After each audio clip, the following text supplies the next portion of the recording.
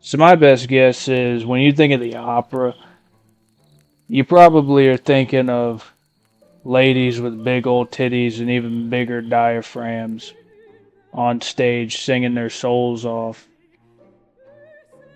And you'd be right. This was the opera back during, the 18th, 19th centuries Europe, back when the main mode of storytelling had to do with what you were able to convey on a stage or through an instrument.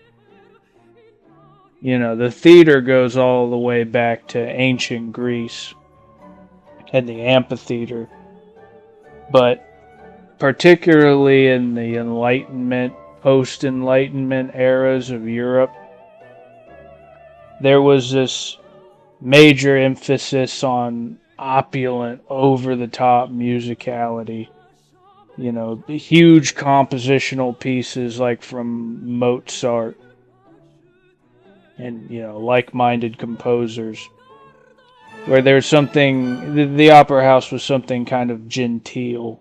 You're not talking about Shakespeare plays where you have this sort of aristocratic philosophical musing uh, kind of layered over top of this lowbrow common man sort of aesthetic. When you're talking about the opera, there is a relevance to both the theatricality, the aspects of drama, and especially the musicality. But I'm talking about Attack on Titan. Now there's music and there's drama and there's, an overarching sort of epic narrative. But the opera is not exclusive to any of those things. When I'm talking about Attack on Titan as an opera, really what I'm getting at is a particular style of storytelling. It's a particular it's a sort of unnamed, unmarked genre, in my opinion. So when I'm talking about the opera or operatic stories, I think the best way to define it is it's essentially a genre of story where an individual's personal drama, their inner monologue and their inner conflict with themselves is it operates as a reflection of the broader world or the broader setting that they live in. It's sort of like they are living out the drama of their own era or their own city or their own place in their personal journey.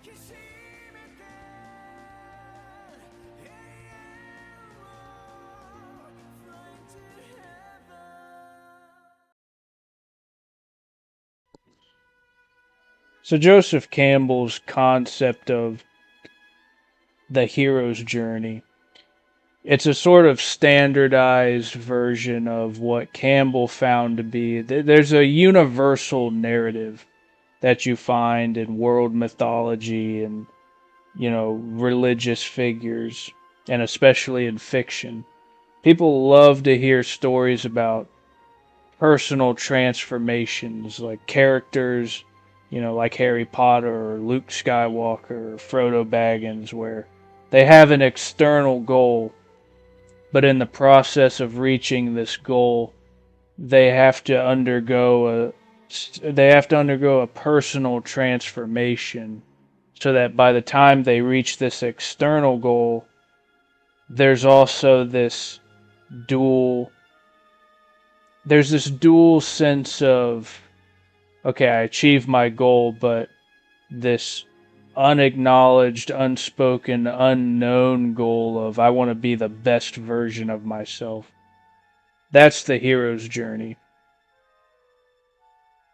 The opera, on the other hand, as I aforementioned, is the opera is this style, this genre of story where conveys a different kind of It's a different kind of spiritual framing device for a character where, as I've repeated myself multiple times now, the protagonist is a microcosm of a greater macrocosm, whereas the hero's journey is more about that internal transformation. It's about that process of becoming the better version of you at the other end of the tunnel. But the opera, the transformation is a reflection not just of social or political ideas, but there's a sense of identity. The operatic character communicates a change in the individual that isn't just an exertion of the will, but it is the universe writ large transforming the soul.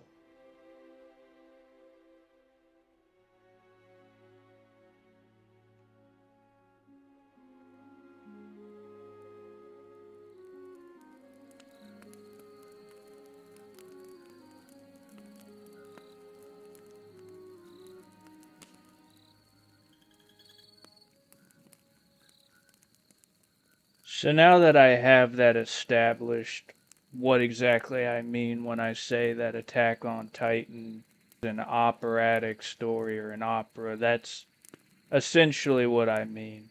And there is a sort of arbitrariness to how the hero's journey is.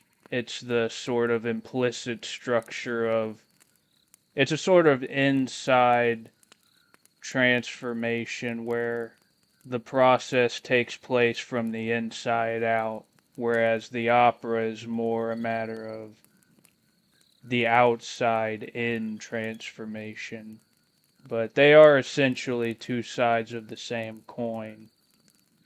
And the coin itself, the currency of it is mythology. And I think the kinds of stories that really impact or influence people in a way that practically matters, something beyond just mere fiction or entertainment. There's a capacity for either or.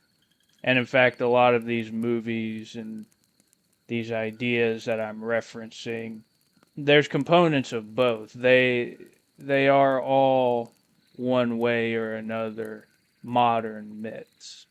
And there's a certain arbitrariness to all of this, waxing poetic about cinema or television productions, but a modern myth, as the saying goes, you'll know the tree by its fruits, and a truly profound mythology speaks for itself and the impact it has on the viewership.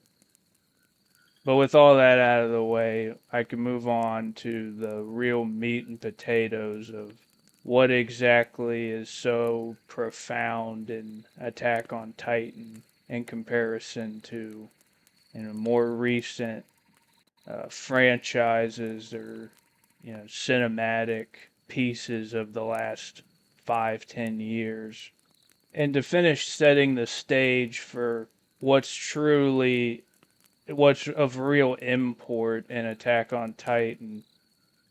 The last thing to sort of establish this framework we'll be looking at the show from is the domain of psychoanalysis. Psychoanalysis has risen in recent years as a topic of interest for, a sort of broader audience with the advent of the internet and, the prolific nature of Internet Archive and YouTube and, this variety of platforms and means of transiting marginalized ideas and concepts and scholarship. With the rise of the internet, more and more of us have had access to these otherwise sort of niche, esoterically sequestered domains of research and study that people like Wilhelm Reich, Thomas Zaz, or Otto Rank, Reich, Ronk, and Zaz. These are all psychoanalytic pioneers in their own rights, the likes of which are entirely eclipsed by, the household names of Freud and Jung and Alfred Adler, Carl Rogers, the therapy side of psychoanalysis, and the sort of main players, Freud, Jung, Adler, Rogers. Those four are the main household names, but as a topic of discussion or a sort of field of the modern subject of psychology, psychoanalysis I find is frequently misnomered or misconstrued or either over or underrepresented in a variety of ways. But the subject of psychoanalysis is pervasive. It is transient, even transcendental. So Freud and Jung are going to be like the main frameworks that I use for assessing what the character, the symbolic depths of Attack on Titan really are. Although that's the framework, the main lens that I'll be looking at this from, there's going to be a variety of subject matter in Attack on Titan that's relevant across the whole domain of psychoanalysis. Otto Rank and Thomas Zaz and Wilhelm Reich. None of these are household names. They're very niche characters that you would have to do some degree of soul searching in the topic of psychoanalysis. You'd have to do some real digging to come up against these names.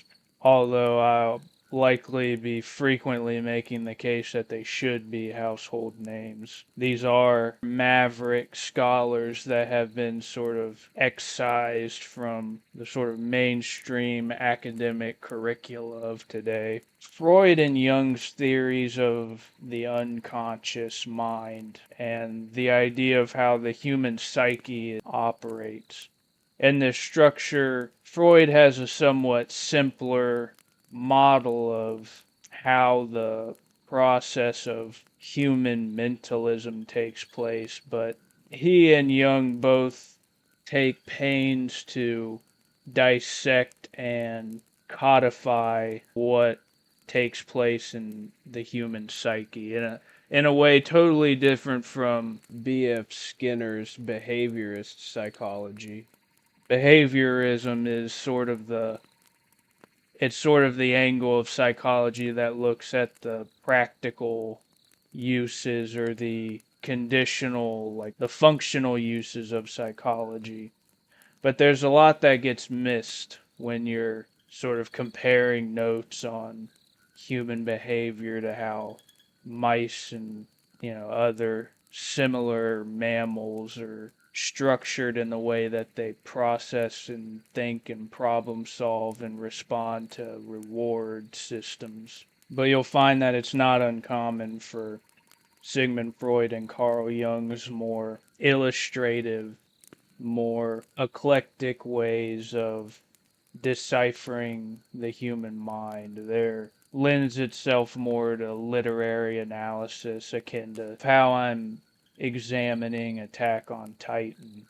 You'll find, for instance, in Freudian or Jungian psychology, there's a lot of reference to mythologies of, antiquity or even prehistorical mythological notions and religious frameworks. Jung and Freud seem to have the most to say on these topics, Jung in particular. But the ways in which this Freudian and Jungian psychoanalytic lens overlaps with, more prescient, more pertinent issues of our time, of this sort of postmodern, modern world that we find ourselves in. They overlap the most neatly, I think, with the more paranormal topics of study as someone who's attended, the American university for most of his young adult life. Mainstream academia tends to walk around Freud and Jung for the most part, at least when it touches on Jung and Freud at the undergraduate level. There's very scant, very unexhaustive priority when it comes to Freud and Jung. But if those two are marginalized, then the domain of the paranormal has virtually been exorcised from the university systems or these higher education curricula. Authors such as Charles Fort or Friedrich Schelling, or even the most interesting aspects of Hegel's work, and especially these more occulted Renaissance era intellectuals like Giordano Bruno or Pico della Miranda, these are virtually deleted from mainstream academia, at least in the undergraduate level, as far as I've been privy to. I will be offering no special accolades as far as my opinion of modern American scholarship goes. But all that being said, what I'm getting at is psychoanalysis and the paranormal are a scholarly marriage made in maverick academic heaven. So a lot of the more paranormal subject matter, if these videos lend themselves to an elaboration on ufology or close encounter phenomenon or intelligence agency experiments that have taken place over the last 50, 60 years, I'm going to do my best to not overbear these videos with tangents on all of those subjects, but where they do lend themselves to my psychoanalytic reading of Attack on Titan, my more philosophical musings on the matter, I'm going to be streamlining those subjects predominantly through the lens of who I think is self-professedly and deservedly the only true living American philosopher, Jason Reza Giorgiani, and his particular philosophical framework of Prometheism. All of the more paranormal and sort of edgy topics that overlap with my reading of Attack on Titan, they're largely going to be framed through the lens provided by Jason Giorgiani. So he'll be of particular import going forward in these videos. But now that all of that's been said and done, I think these two videos provide enough of a sketch going forward as to what exactly is my framework, what exactly is the lens or the bias that I'm looking at Attack on Titan from when I say that it is a modern mythology which speaks to this particularly transitional time of major cultural upheaval and this sort of upside down zeitgeist moment that we're experiencing in the West. I'm going to make the case that Attack on Titan, in a lot of ways, is the only functionally Prometheus story or fictional piece out there. And of course, this is not wittingly done by the author Hajime Isayama. I certainly don't think he was poring over Jason Giorgiani's works during the process of writing Attack on Titan, but in ways that you'll see, this lends itself to the Giorgiani framework. So now that we understand exactly what the lens is that we'll be viewing Attack on Titan from, let's jump in and see just what exactly is so profound about this modern myth we're examining.